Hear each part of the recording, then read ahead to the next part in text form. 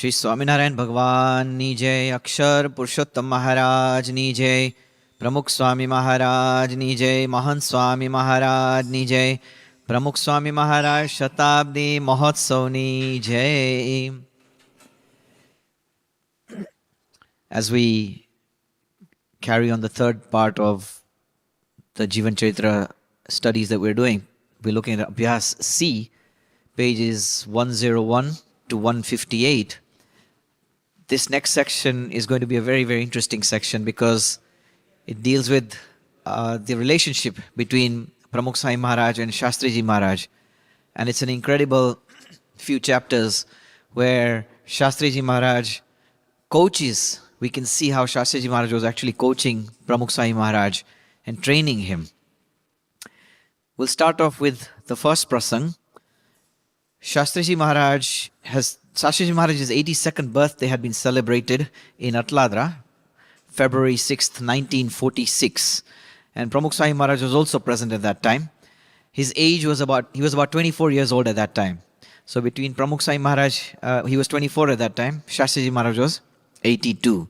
So you can see a 56-year-old difference between the two of them. Anyway, after the Utsav was over, Shastriji Maharaj took Pramukh Swami Maharaj with him in Vichran. So they were traveling and they got to a town called Vagodia, and from there they went to Mumbai and eventually to Vadwan. So we can see that Shastriji Maharaj is keeping Pramukh Swami Maharaj with him. One day when they were in Vadwan, Shastriji Maharaj went to Surendranagar for Padramnis. And on the way back, Shastriji Maharaj and Yogiji Maharaj, they sat in a horse cart. Pramukh Swami Maharaj and 2 or 3 other younger sadhus, they were walking behind the horse cart. And as they got to the river Bhogao, which you can see in the slide, when they got to the river Bhogao, they decided to take a shortcut. And they decided to run through the riverbed. There wasn't any water at that time. During the summer, normally the rivers were pretty dry. And so they decided to cut through the riverbed and reach Vadwan quicker. Eventually, they were supposed to go to Chandubai's house where they were going to have lunch. They decided to get there quicker so that they could anticipate and welcome Shastriji Maharaj there. And so they took this route. Now it was midday. The riverbed was very, very hot. For those of you who've been to India in the summer, if you've ever tried walking barefoot, it can really be scorching. It's really scorching hot. It can burn your feet. And this is exactly what happened. So Swami Shri and the other sadhus, they weren't wearing any footwear. Now you'll ask, why were they not wearing any footwear? Traveling with Shastriji Maharaj, constantly doing padramnis, could be very, very hectic. And so each time they would have to take their slippers off, their footwear off, put them back on again, take them off. Instead, they said, look, there's no need for us to wear the footwear. We'll just go bare feet. However, when they came to cross the riverbed, they decided to run across the riverbed. Unfortunately, what had happened was the sand was so hot, so it would burn their feet. And so what they would do is, Pramukh Swami Maharaj would often talk about this incident. He would actually throw his gatariyu onto the floor, stand on it for a little while, cool off, and then run again. So all 3-4 santos, they had to do this to get to the other end of the riverbank. And so that's how they would get there. And, they eventually developed blisters in their feet. But you could see how eager they were to reach and get Shastriji Maharaj's darshan and spend time with Shastriji Maharaj. So they even tolerated this. Pramukh Swami Maharaj would often talk about all this. Shastriji Maharaj was so happy and he saw their Shraddha. I was very pleased with them. When they all met, Shastriji Maharaj actually embraced Pramukh Swami Maharaj and the other sadhus. Ane lokone evi rite ek vishishta sukh apelu. So this was the first prasang. The second prasang is another very interesting prasang. It's a letter that Shastriji Maharaj had written to Pramukh Swami Maharaj. And Pramukh Swami Maharaj was 24 years old at that time. Shastriji Maharaj 81, 82 years old, 1946. Now the letter, it's testimony of how Shastriji Maharaj felt for Pramukh Swami Maharaj. Pramukh Swami Maharaj had actually won over Shastriji Maharaj with his dedication, with his devotion, with his seva. And Swami did have such an amicable personality as well. From a very young age, we can see this. Now, it's very interesting to see the date on this letter, 31st of May, 1946, which is 4 years before Pramukh Swami Maharaj was made the Pramukh of the Sanstha. 4 years, in 1951, in the month of May, Pramukh Swami Maharaj was made the president of the Sanstha. Now I'm going to read this letter. It's very interesting. I'll read the Gujarati and we can also follow in English as well. Shastriji Maharaj starts saying, Aap mari સાથે હતે તો મને ભક્ત ચિંતામણી કથાનો તથા હેતને લઈને હંમેશ દર્શન પ્રસન્નનો જોગ રહે. Had we been together, I would have been able to take the opportunity of seeing and hearing you read the Bhakta Chintamani. Again, Shastriji Maharaj always loved listening to Pramukh Swami Maharaj narrate the verses of the Bhakta Chintamani. તમ પર સ્નેહ ને હેત કુદરતી રહ્યા કરે છે. Very powerful statement. I naturally feel inclined and affection towards you. I feel a natural affection towards you.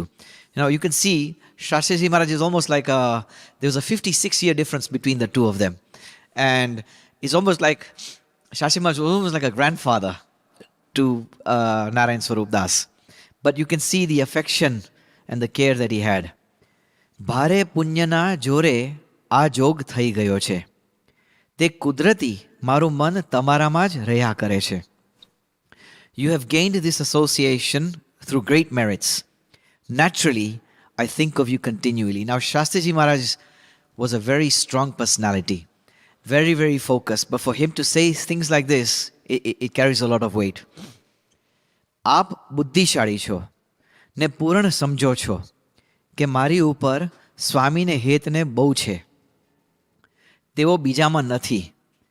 You are of great intellect and fully understand that the affection that Swami has for me is not seen in others. So he's stating this, that you can naturally see that I have more affinity towards you more than anybody else. માત્ર તમારા પૂરતો અતિશય દાન પુણ્ય ને શુભ સંસ્કારથી મારે તમારાથી છેટે રહેવું તે ગમતું નથી. It is due to your huge sacrifice and intense merits that I do not like remaining away from you. Such a powerful statement. I don't like to stay away from you. He's saying this to Shastriji, to Pramukh Swami Maharaj. જીવમાં અતિશય અસંતોષ રહ્યા કરે છે, તેથી ભેગું રહેવાય તેમ મનમાં રહ્યા કરે છે. I keep wishing. I feel that dissatisfaction in my heart, due to which I long for the time when we can be together. પણ છેટું રહેવાથી હેત પ્રેમ વધે છે. This seems a mutual letter. It's very mutual. પણ છેટું રહેવાથી હેત પ્રેમ વધે છે. He's actually stating that, however, it also remains a fact that deep affection for one another increases with distance. I'm sure many Hari Bhaktas have experienced this. When you have to part from Pramukh Swami Maharaj or Puja Mohan Swami Maharaj, and they say that, they say absence makes the heart grow fonder. And this is exactly what Shastriji Maharaj is writing in this letter. તેથી મહારાજ તેવી બુદ્ધિ પોતાના સમાસ સારું આપે છે તેમ હું સમજુ છું. I consider it to be a fact that Maharaj bestows such matters upon us for one's betterment. Very nice. There are many devotees in our satsang of the likes of Prahlad and Amrish. They dedicate themselves through mind, body and wealth in the same manner that devotees did during the time of Shriji Maharaj and Gunatyanand Swami. They have such affection and devotion. તેવા સત્સંગ મંડળમાં આપનું મુખ્ય સ્થાન છે, તેથી અતિ આનંદમાં રહેવું છે. Within that satsang, so he describes the greatness of this satsang, and he says that within that satsang, you have a prominent position. Remember, he's only 24 years old, and Shastriji Maharaj is saying that you have a very prominent position. Therefore, one must remain elated. Again, lots of words of encouragement from Shastriji Maharaj.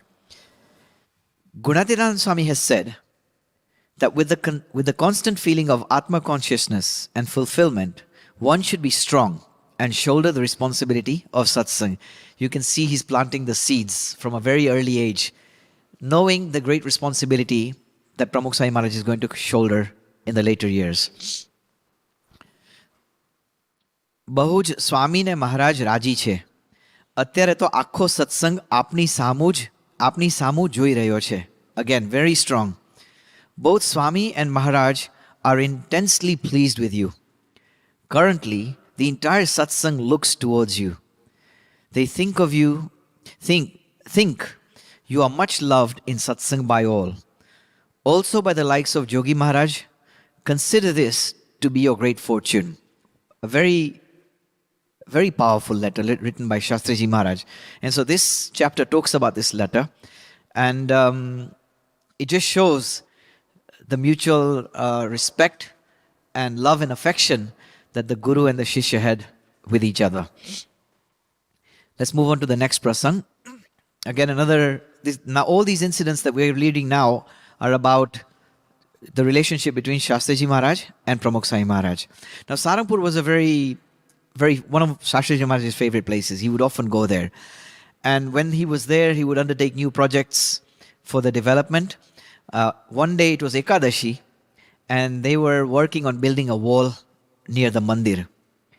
Now, due to the heat in the summer, a waterless Nirjara fast can be very, very difficult. And all the sadhus were involved in seva. So one, you have a Nirjara Upas, a waterless fast. Two, it's scorching hot. And three, you have to constantly do seva outside in the scorching sun. And so, they suffer from a lot of sore throats and dry throats as well. And so one of the senior Hari Bhaktas requested Shastriji Maharaj, Swami, please allow these sadhus that are doing seva in the sun to have something to eat or something to drink. Now remember, it was a waterless fast. But Shastriji Maharaj didn't listen to them. And Shastriji Maharaj said that Maharaj will be very happy if one performs tapascharya, austerities. And so he's encouraging the sadhus to also perform tapascharya in this way. In this way, the whole day passed in seva, right up to the evening arti. And Shastriji Maharaj sat there on a chair throughout the whole session, just monitoring and guiding everybody while they were doing seva. So it was very difficult for anybody to even leave at that time. And at that time, Sanatan Swami, who was also involved in seva, he started singing, in a very jolly manner, in a jokeful way, कि आज Ekadashi sufada fadi, that today we have gained the fruits of Ekadashi.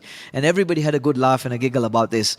But Shastriji Maharaj remained seated on the spot until the work of the wall was completed, all the way till 9 p.m. So imagine a whole day of seva. This was one incident, and we know that throughout his entire life, Pramukh Swami Maharaj had done similar Nirjara Upas, Nirjara fasts, all the way until I think he had his heart attack in 1983. The next prasang is about an infection that Pramukh Swami Maharaj had on his thumb. So while they were doing seva in Saharanpur, Swami Shri's left thumb had become infected.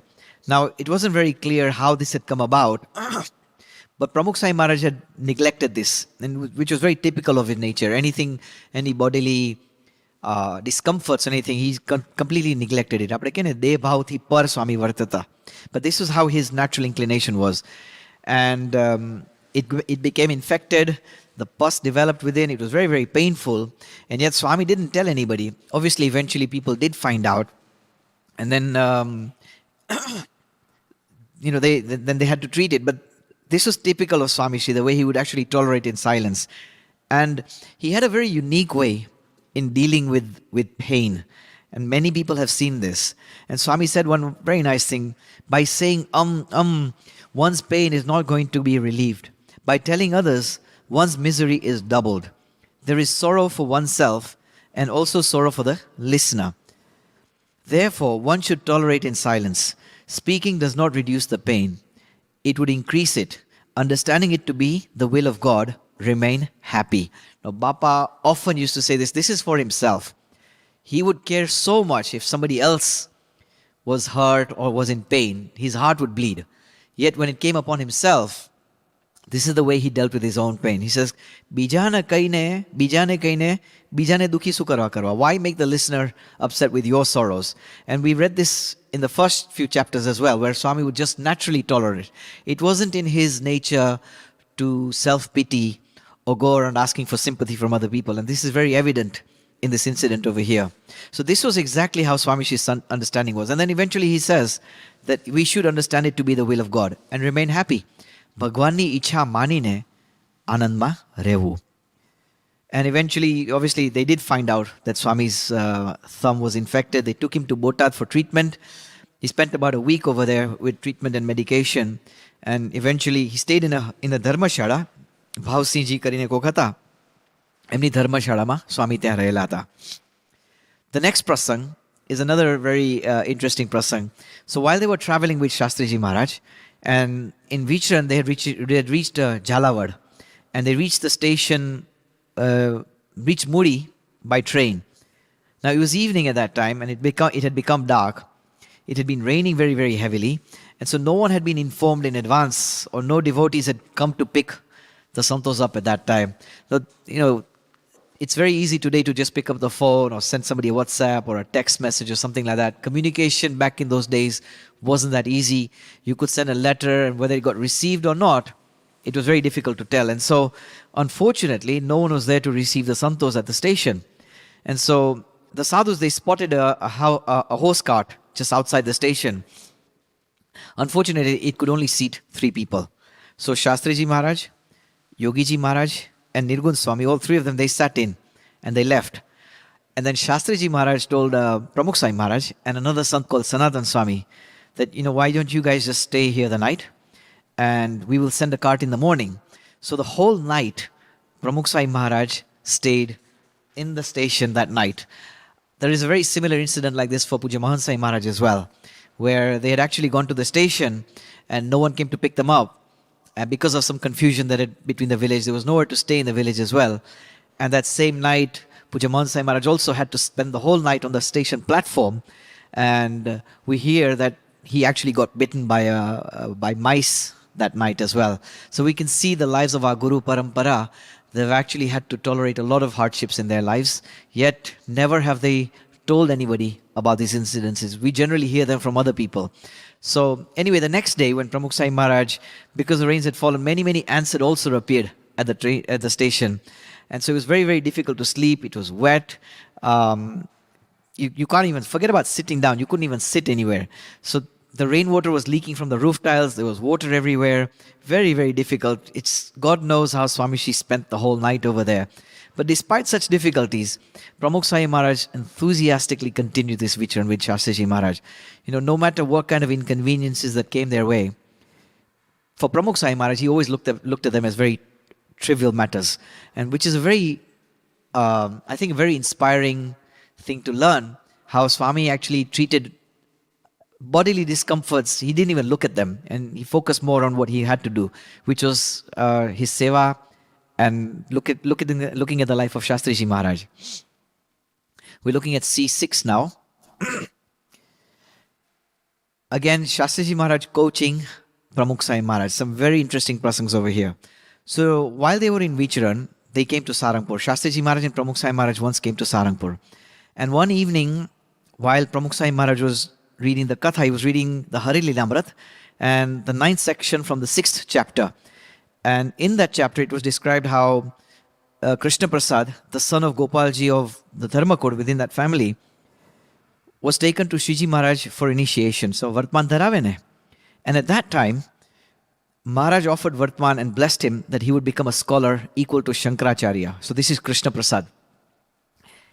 And in reference to this, Swami Shri asked Shastriji Maharaj that Bhagavad Prasadji Maharaj was not a scholar. Krishna Prasadji Maharaj was a scholar. Yet, why was he not given the position of the Acharya? So what had happened was, Bhagavad Prasadji Maharaj was made the Acharya, not Krishna Prasadji Maharaj. And so Pramukh Swami Maharaj is asking Shastriji Maharaj, why was this the case? Despite Krishna Prasadji being so educated and so scholarly, why was it Bhagavad Prasadji Maharaj that was selected as the Acharya? This is a very interesting conversation, because the history of our Sampradaya, Pramukh Swami Maharaj is only 24 years old at that time. And yet Shastriji Maharaj is giving him a very deep insight into the history of how the Sanstha was run, how the Sampradaya came into existence, and where it will go in the future. We can see that. So Shastriji Maharaj then clarified to Pramukh Swami Maharaj and gave the particular reasons. Number one, Krishna Prasadji was a little arrogant. And, before Gopalan Swami passed away, Gopalan Swami had instructed Bhagavad Prasadji Maharaj, that Bhagavad Prasadji Maharaj should be given that position. So this was one of the reasons. Due to his arrogance and the fact that Gopalan Swami, because of that, had given instructions to make sure that Bhagavad Prasadji Maharaj took that position. And that's why Krishna Prasadji did not get that position. So this is reason number one. Reason number two, Krishna Prasadji had lived in Kashi for a long time because he was studying over there. And so he was very unfamiliar with the norms of the satsang. So he didn't have that experience or that exposure, which is another reason that he was disqualified from that. Number 3, he didn't even know who the seniors in the satsang were. You need to know who the stakeholders are, who the key players are. And he wasn't aware of all these. And so that was another reason. And number 4, that Krishna Prasadji had done a very... basically, he took responsibility of calling Gunanand Swami to Junagadh, from Junagadh to Una. And at that time, the plan was to reprimand Gunanand Swami. So that was another thing that he had done, which went completely against his favor. Unfortunately, what had happened was, obviously at that time, on his way there, he fell in Dholera and he passed away. So these are the reasons why Krishna Prasadji didn't get them. So Shastri Maharaj, you can see, he's talking to Pramukh Swami Maharaj about all this. It went on late into the night. Shastriji Maharaj said many, many different stories from the history of the Sampradaya.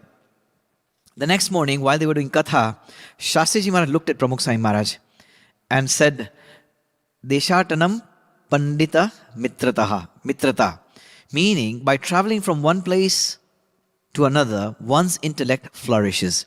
If one benefits, if one befriends Pandits, then one becomes very knowledgeable. In the same way, he's using this analogy to give the message that in the same way, through the association of the Satpurush, one learns new things daily. In that, there is happiness, joy, and peace.